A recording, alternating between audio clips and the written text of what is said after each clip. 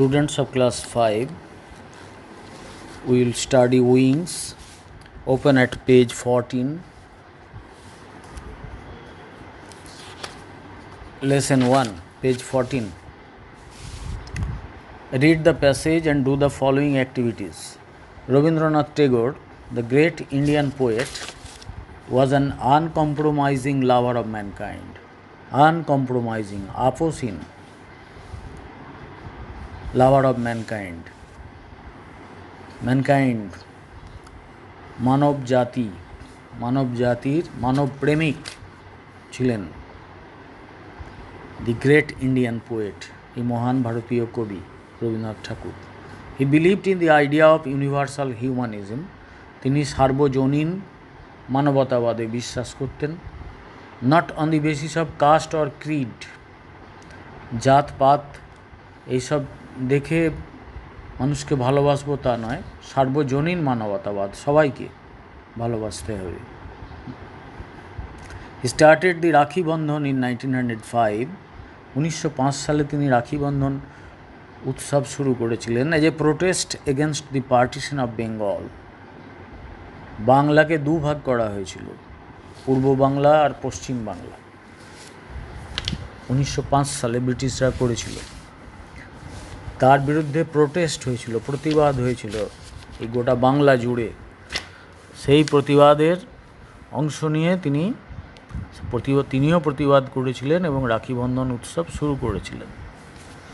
The British rulers partitioned Bengal into two halves, East Bengal and West Bengal.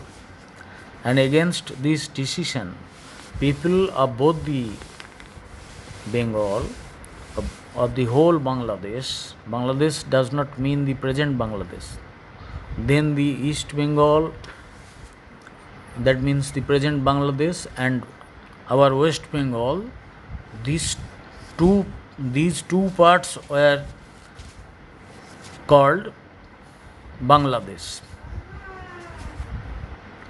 So when Bangladesh was partitioned by the British, people rose in rebellion against it, and they got united and started movement, and Rabindranath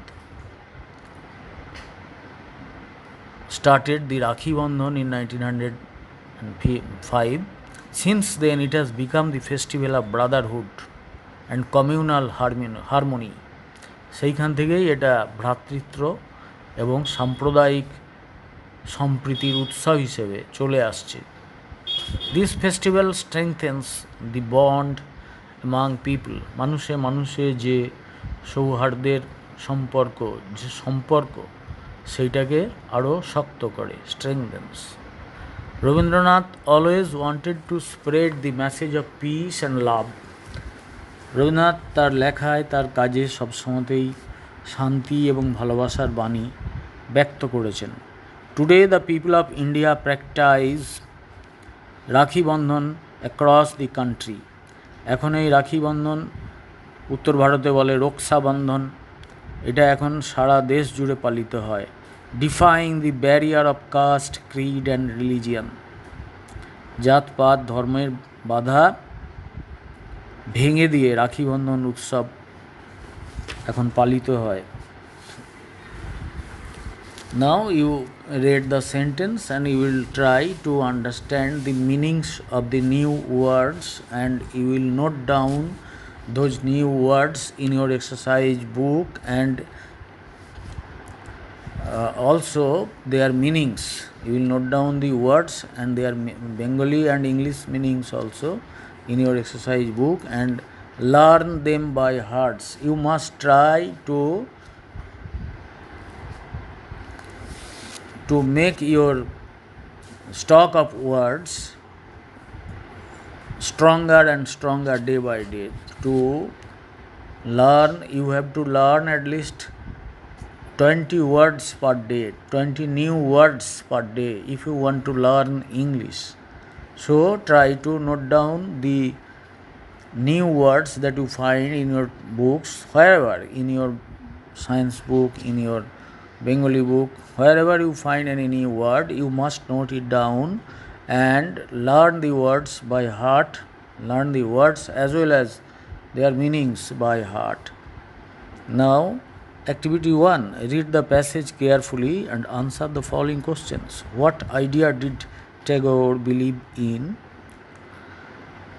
কোন আদর্শে Rabindranath Thakur, Tagore means R N Tagore, Rabindranath Thakur believe in, did believe in, বিশ্বাস করতেন, কোন আদর্শে বিশ্বাস করতেন রবীন্দ্রনাথ ঠাকুর? তাহলে he believed in the idea of universal humanism. This is the first answer. There are 2 more questions. You will write down their answers in your notebook, and when the school opens you will show them to your teachers.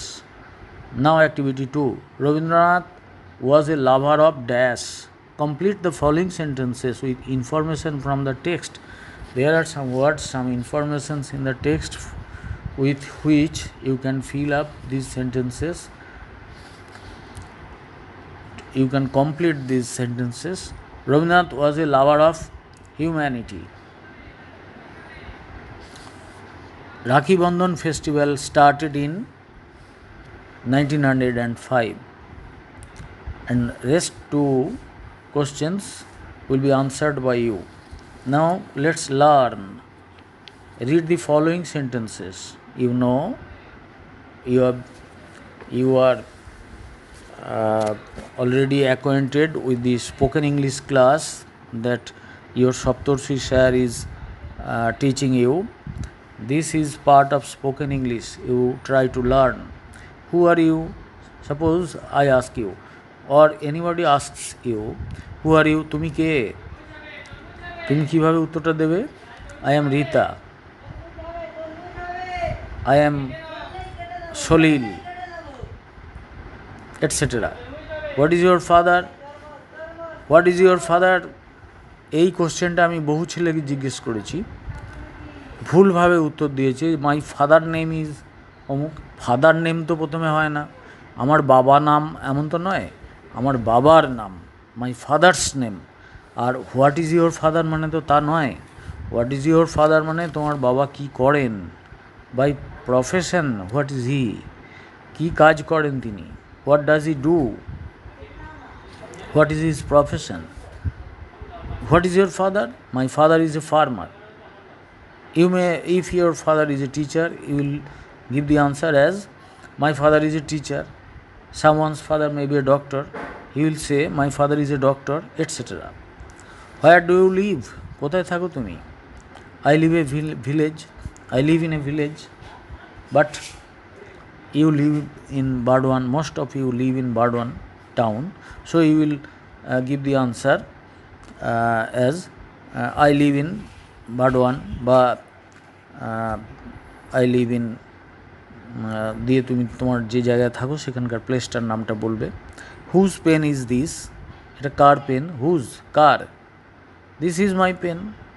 How many books do you have? কতগুলো বই আছে তোমার? I have 5 books. In all the above sentences, who, what, where, how, whose are used to frame questions. These words are used to frame questions. These are called interrogative words and are used in the beginning of interrogative sentences. ঠিক আছে, এইগুলোর শব্দগুলো দেখো, হু, what, where, how, whose, এগুলো সবেতে W এবং একটা H আছে, সেই জন্য এগুলোকে WH ওয়ার্ডও বলা হয়। এমনকি হাউটা দেখো, হাউতেও একটা WH রয়েছে প্রথমের এবং শেষে, এগুলোকে WH ওয়ার্ড বলা হয়। Now activity 3, let's read the passage carefully and fill in the chart with appropriate WH word. I am Mita. I live in a village. I am 10 years old. I read in class 5. I go to school every day at 10 a.m. Our school building is white in color with blue border. Momita Dotto is our class teacher. Now the table starts. What is your name? Then second question, do you live means where do you live? The answers are given in the given below in a box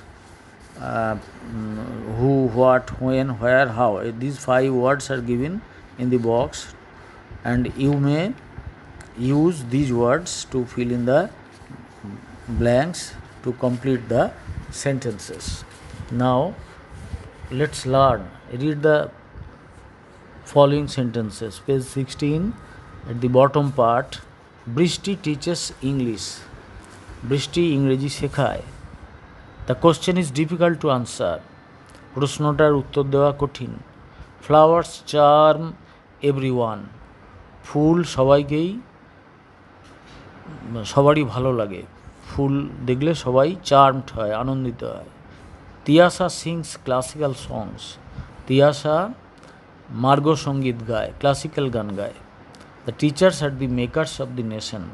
শিক্ষকরা হচ্ছেন জাতি গঠন করেন তারা। All coloured words are the subject parts. ভার্বের আগে এই অংশটা দেওয়া আছে। ভার্বটাকে কে দিয়ে প্রশ্ন করো, কারা দিয়ে প্রশ্ন করো, অথবা কি দিয়ে প্রশ্ন করো, তাহলেই ভার্বের কাজটা কে করছে তাকে খুঁজে পাবে। যেমন বৃষ্টি টিচেস ইংলিশ, এই টিচেসটা হলো ভার্ব, কাজ করা বোঝায়। ভার্ব মানে যে ওয়ার্ড দিয়ে কাজ করা বোঝায়। এই ভার্বটাকে তুমি কে দিয়ে প্রশ্ন করো তো, কে শেখান ইংরেজি, কে শেখান না বৃষ্টি। The question is difficult to answer. কোশ্চেনটা হলো ডিফিকাল্ট টু আনসার, এই ইজটাকে প্রশ্ন করো। কোনটা? The question. তাহলে এগুলো হলো subject parts of the sentence. তাহলে যার সম্পর্কে বলা হয় বা একটা সেন্টেন্স যাকে নিয়ে বলা হয় সেটা হলো সাবজেক্ট, এটা মনে রাখবে। সকালবেলায় গাছের শাখায় বসে পাখিরা কলরব করে, তো এই যে বাংলায় বাক্যটা বললাম, এই বাক্যটা কাদের নিয়ে বলা হলো, কী নিয়ে, কাকে নিয়ে বলা হলো? সকালবেলাকে নিয়ে, গাছের শাখাকে নিয়ে, না পাখিদের নিয়ে বলা হলো, না কলরব করা নিয়ে বলা হলো? এই গোটা বাক্যটা বলা হলো পাখিরা, এই পাখিদের নিয়ে বলা হলো। সুতরাং পাখিরা হবে সাবজেক্ট, এবং ওইটা বাক্যের প্রথমে বসবে। ইংরেজি বাক্য গঠনের এটা নিয়ম, সাবজেক্টটা আগে বসে। তারপরে তোমরা যখন ভালোভাবে বাক্য গঠন শিখবে তখন সাবজেক্টের আগে পরে নানাভাবে সাজিয়ে আরও জটিল বাক্য তৈরি করতে পারবে। সেখানে সাবজেক্টটাকে পরেও দিতে পারবে, সেটা শিখতে হবে। তুমি এখন প্রাথমিকভাবে শিখবে যে তোমাকে সাবজেক্টটা আগে দিতে হবে। তাহলে যে কোনো একটা বাক্য যার সম্পর্কে বলা হয় সে হলো সাবজেক্ট। আবার পরেরটা দেখো, the question is difficult to answer. প্রশ্নগুলোর উত্তর দেওয়া কঠিন। এই বাক্যটা কী সম্পর্কে বলা হচ্ছে?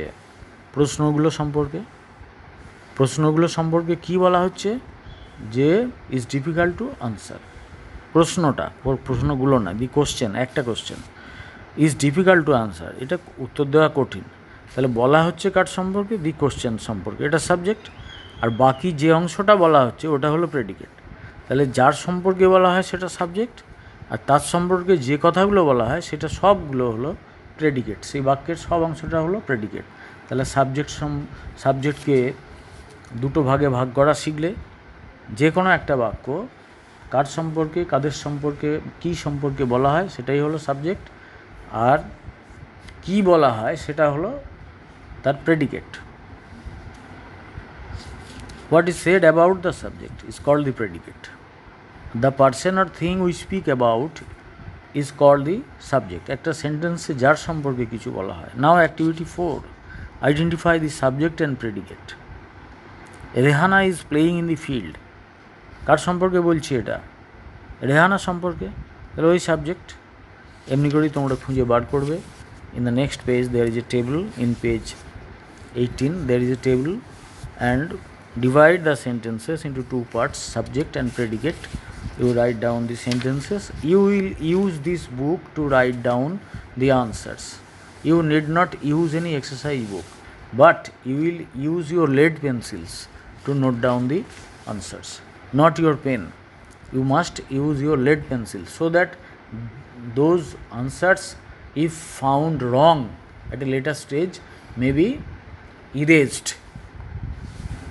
Now let's learn. read the following passages. How many books do you have, mother? Asked I. Thought for a moment.